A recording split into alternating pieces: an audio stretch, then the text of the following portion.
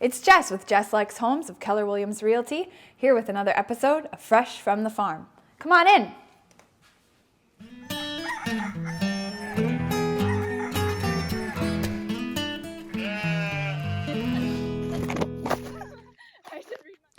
In today's episode, I wanted to talk about open houses. We are approaching the spring season of the real estate market, and I have a few tips that I would like to share from both the seller and buyer perspective on open houses. As sellers are preparing to list their home, many of them have questions about whether or not they should have open houses. Now, open houses are not mandatory, but especially in this fast-paced seller's market, they can be a really useful tool to sell your home. One of the reasons that they are useful is because a lot of buyers' agents are super busy showing many homes to many of their buyers, and it can be difficult to get in a home for a private showing. The open house provides an opportunity for those buyers to come through if they can't get a private showing. The other reason is that the second showing of old before writing an offer is not really always an option in this crazy market that we have. As a seller, you want a buyer who is really committed to buying your home, and having an open house can provide that second showing opportunity for those buyers so that they can really solidify their love for your home before writing an offer. Now, what do you need to know about open houses as a buyer?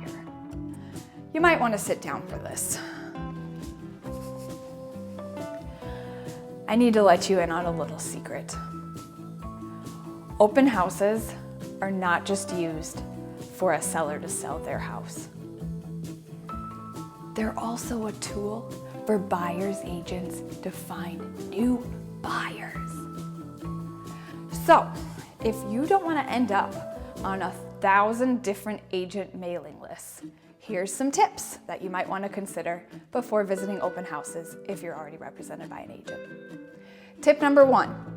Make sure that you let your agent know that you're planning to attend the open house. That way, your agent can reach out to the listing agent and tell them that you will be there and that you are already represented by them. Tip number 2, when you're asked to fill out your information on the sign-in sheets, list your name, but then instead of putting your contact information, just list the contact information or name of your agent.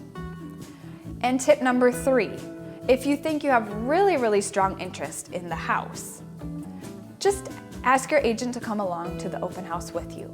That way, they'll have seen the house and be ready to write a strong offer representing all of your interests when the time comes. As you prepare for the spring market, there are lots of other open house tips and tricks that you should know. Make sure you have an expert on your side to advise you. Call me anytime and I'd be happy to help. This has been another episode of Fresh from the Farm with Jess Lex Homes. See you next week.